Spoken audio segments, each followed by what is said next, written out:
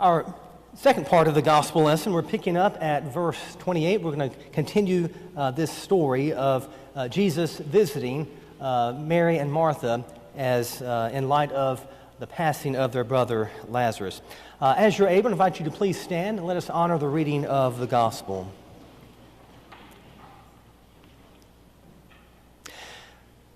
When Martha had said this, she went back and called her sister Mary and told her privately, "The teacher is here and calling for you." And when she heard it, she got up quickly and went to him. Now Jesus had not yet come to the village, but was still at the place where Martha had met him. The Jews who were with her in the house, consoling her, saw Mary get up quickly and go out. They followed her because they thought that she was going to the tomb to weep there.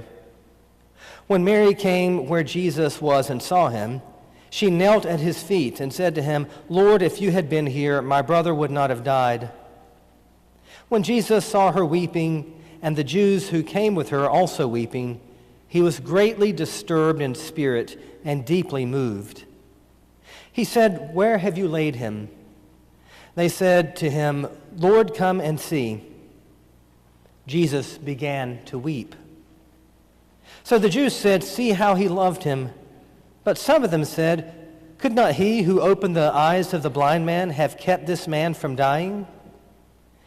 Then Jesus, again greatly disturbed, came to the tomb. It was a cave, and a stone was lying against it. Jesus said, "Take away the stone." Martha, the sister of the dead man, said to him, "Lord, already there is a stench because he has been dead 4 days." Jesus said to her, "Did I not tell you that if you believed, you would see the glory of God?" So they took away the stone, and Jesus looked upward and said, "Father, I thank you for having heard me. I knew that you always hear me, but I have said this for the sake of the crowd standing here, so that they may believe that you sent me." When he had said this, he cried with a loud voice, "Lazarus, come out!" The dead man came out, his hands and feet bound with strips of cloth, and his face wrapped in a cloth. Jesus said to them, "Unbind him and let him go." Many of the Jews, therefore, who had come with Mary and had seen what Jesus did, believed in him. This is the word of the Lord. Thanks be to God. You may be seated.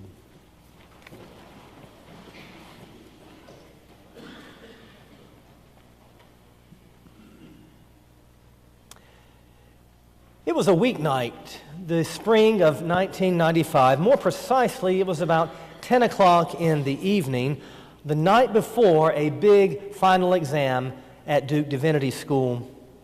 I was serving as a pastor of a 2-point charge in Pittsburgh. I was probably finishing my 3rd or 4th cup of coffee, pouring over my study notes and the assigned textbook readings when the phone rang. There had been a car accident, and one of my church members had been seriously injured and had been taken to UNC Hospital. So I knew what I had to do in that moment. I dropped everything and rushed over to the hospital to be with the family. Because that's what pastors are supposed to do in a time of crisis. We're supposed to show up, to be present, to somehow represent God's presence and comfort to those in need. It's what's expected of us. In over 30 years of ministry, there have been other occasions where a pastoral emergency has had to take precedence over family times. Birthday or anniversary celebrations or other family get-togethers have been either interrupted or postponed or rescheduled because of an unexpected crisis in the life of a church member. It simply goes with the territory of what a pastor is. It's something that I and my family, we accepted the first day that I began ministry. We knew what we were signing up for. If there is a major life or death crisis, the pastor is expected to be present at an appropriate time. So, with all due respect, Jesus would have made a terrible pastor. Two sisters, Mary and Martha, they are close friends with Jesus. They send word to him that their brother Lazarus, who is also close with Jesus, is sick, very sick. And in response to this emergency, does Jesus drop what he's doing, let go of the study notes, stop what he's doing, rush off to go and be by his friend's side as he takes his last breath and pray with the family? No. When Jesus gets word about Lazarus' illness, that he is near death, he replies, "There's no rush. Lazarus isn't terminal." Jesus may be called the great physician, but when told that a patient is dying, he doesn't appear to have the best bedside manner, at least in this story from John. John says that Jesus waited 2 more days to finally make his way to the home of poor, sick Lazarus, who by the time Jesus got there was now poor, dead Lazarus. Martha goes out to tell Jesus that it's too late, that her brother had been dead for 4 days. His body was already beginning to rot. Or, as she so eloquently says in the King James translation, already he stinketh.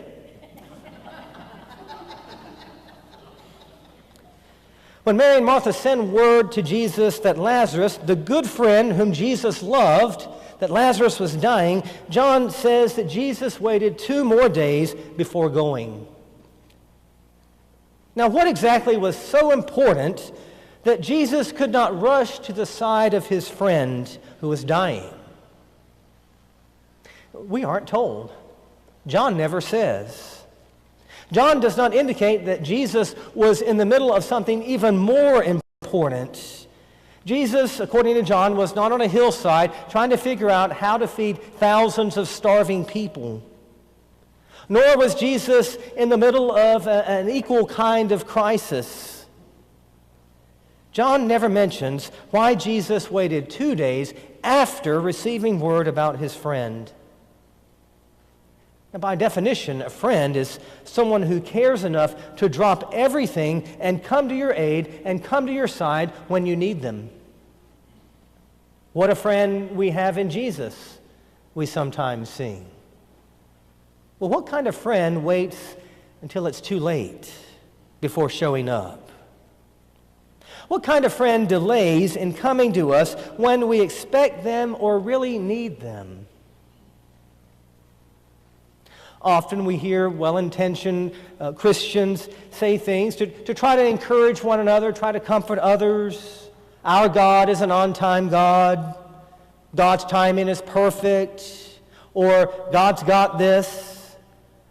And while there's some truth to those sentiments, try saying those things in a children's cancer ward. Try saying that in the middle of the Holocaust Museum in Washington, D.C. Try telling that to a parent who gets that phone call at 2 a.m. that no parent ever wants to get. Sometime, for no apparent rhyme or reason, God delays. God waits. And God's waiting makes us wait. And we cannot stand to wait. Leading up to his birth, Jesus was said to be Emmanuel, which means God with us. And even his own given name, Jesus, Yeshua, means God saves. If Jesus is the sure and certain sign that God is with us and God saves us, then why are there sometimes moments in life when there is dead silence of unanswered prayers? Why is there dead silence from a saving God who is sometimes inexplicably late? What good is God's goodness if it's a day late and $1 short? In the book of Exodus, God revealed himself in the burning bush to Moses. And when God did this, at that moment in time, the Hebrews had been slaves in Egypt for about 400 years. 400 years after they had been enslaved, God arrives at a burning bush and announces to Moses, I am the God of your forefathers. I have heard the cry of my people. I have come down to deliver them from the hand of Pharaoh. And while the Bible doesn't say this, I bet Moses responded, well, it's about time, Yahweh. We've been slaves for 4 centuries. No need to rush on over. What's another year or two? Just take your time. But we're glad you're finally here. As the late, great theologian Tom Petty once sang, the waiting is the hardest part. The Hebrews waited for 4 centuries before God showed up. The book of Job, the story of Job, the man who lost everything, his home, his children, his livestock, is a story about waiting. Waiting in the silence for God to show up. I know people, and I know that you know people, who live with chronic pain or chronic addiction or chronic wayward children. I know and you know people who have spent years in heartfelt, prayerful, tearful prayers, pleading with God. A God who promised to be with us, a God who promised to save us, and yet a God who sometimes seems to be running late. And whether it's 2 or 3 years of unanswered prayers, it feels like 400 years, doesn't it? Sure, we try to keep ourselves kind of encouraged with a positive attitude, repeating the platitudes that sometimes carry us through. God is in control. God is an on-time God. But in a world where parents bury their children, in a world where the chemo isn't working and the tumor isn't shrinking, in a world where gunshots ring out in elementary schools in our nation almost on a monthly basis, in a world where atrocities are committed, sometimes on our behalf, we can't help but wonder, where is God? Why is God so late? And we, along with Mary and Martha, say, Lord, if only you had been here sooner.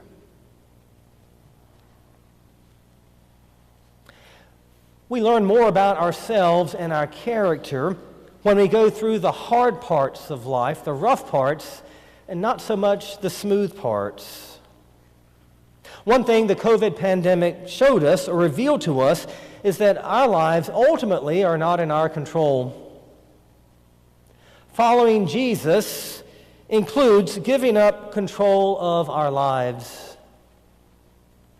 That's one of the great things about trusting and following, and it's also one of the most terrifying things. To follow Jesus means to die to the illusion that we are in control of our lives. And we are learning to trust a God whose comings and goings we cannot predict, and whose tardiness we cannot explain.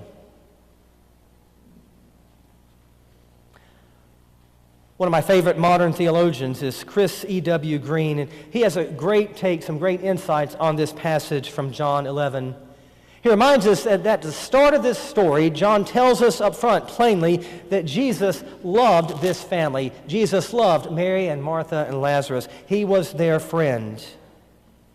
So the love of Jesus precedes whatever happens in this story. This story and this family is grounded in the love of Jesus, in the friendship of Jesus. Mary and Martha send word to Jesus about their brother, and Jesus delays, and he says this sickness will not end in death. Now, Green notes that Jesus did not say that this sickness wouldn't lead to death. He said it would not end in death. Jesus didn't say Lazarus wouldn't die. He said that his sickness will not end in Lazarus' death, because Lazarus' end is in the God who will raise Jesus from the dead. There is another word that is more powerful that is about to be spoken over Lazarus, but Mary and Martha and the community don't know it yet. But they're about to see it and experience it for themselves. Which is why when Jesus finally shows up, Martha goes up to him and says those plaintive words, "Lord, if only you had been here sooner, my brother would not have died." Like all of us, Martha assumes Jesus was absent because she couldn't see him. But remember, later on in John's Gospel, Jesus will tell the disciples that he is going away. And Jesus says, "It is good that I go away, because when I go, the Comforter, the Advocate, the Holy Spirit will come, will be sent, and the Father and I will make our home in you." Here's another insight from Green. What Mary and Martha don't yet realize is that Jesus is closer to them when he seems absent.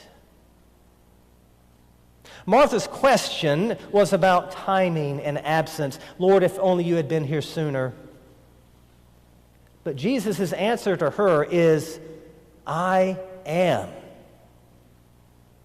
Jesus' response is that even when it seemed like, felt like, and looked like that he wasn't there, I am. And maybe there's someone here today who needs to hear that word of assurance. That when it looks like Jesus is absent, that he's never going to show up, he assures you today, I am. He is closer to you than you can imagine. And here's a final point. Why does Jesus wait so long before going to see Lazarus? Green says it is a gift to Mary and Martha and to Lazarus because he loves them. If Jesus had gone when he was told that he was sick, if Jesus had gone immediately, if he had intervened and prevented Lazarus from dying, then the fear of death would have kept its stranglehold on that family and on that community. We are told in the book of Hebrews that the devil keeps us in fear by lording death over us. If Jesus had gone immediately, swooped in at the last minute, and kept Lazarus from death, the fear of death would still have ruled their lives. And so Green says Jesus' waiting was a gift to Mary and Martha that they could not yet see. In waiting, in delaying his arrival, in letting them sit in their grief, Jesus gives them a greater gift. He shows them that beyond death and beneath death, there are everlasting arms that will catch us. Lazarus got to experience this. And Mary and Martha and all the others who had gathered around the tomb that day got to see that for themselves. So that when Lazarus dies again, and Lazarus does die again, there will not be the same kind of weeping and wailing. There will be grief, but it will be a grief that is grounded in hope, because they have seen the resurrection. Mary, Martha, and Lazarus got to experience in their lifetime what the rest of us won't see until the end of history. To see and fully know that Jesus is the resurrection and the life. Notice that Jesus does not keep us from facing our mortality. He never promises us that we won't die. He promises to call us out of death. That's why he says, "Those who believe in me, even though they die, yet shall they live." One preacher has noted that it took 400 years from Israel's enslavement to Egypt to the burning bush before anyone heard a word from God. And it was 400 years between God's last word in the Old Testament and God's first words in the New Testament. 400 years. They say that God has a lot of patience with us. I think it's equally true that we have to have a lot of patience with this God who has a very different understanding of time and timing. God whose ways are not our ways, whose thoughts are not our thoughts. There's something about patience and time that is connected to our fallenness as humans.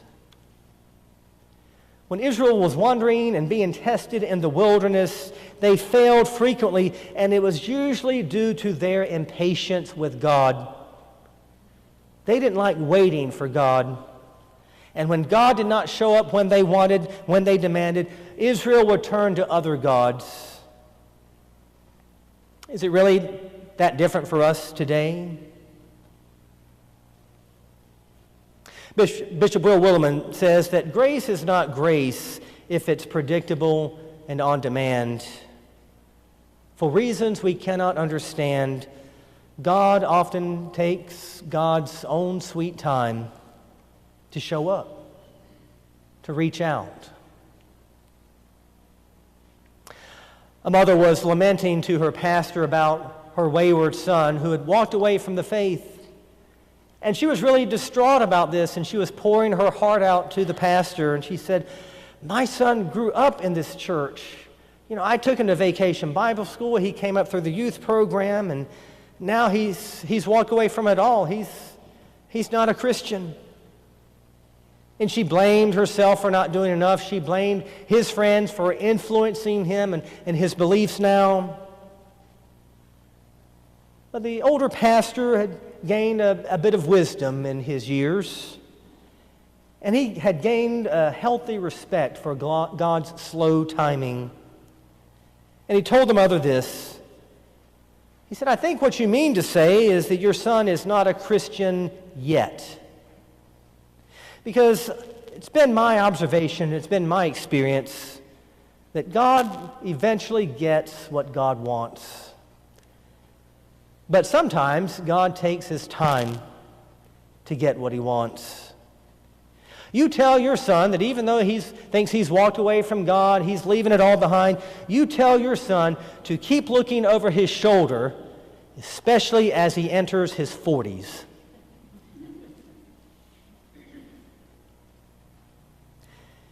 Someone has noted that patience is one of the cardinal virtues of the Christian faith. The virtue of allowing God to be God in God's own good time. Maybe we are made to wait in order to purge us of our desire to make our lives turn out right on our own. We are being forced to wait to cure us of our ungodly impatience. Jesus shows us that even at the grave, when we have said our final words, it's never too late, because he will have the last word on our lives. Here is a Lord who arrives late, and yet it's the right time. Our hope is that the Lord who arrived the day after the funeral and raised Lazarus shall raise us too. Thanks be to God. Amen.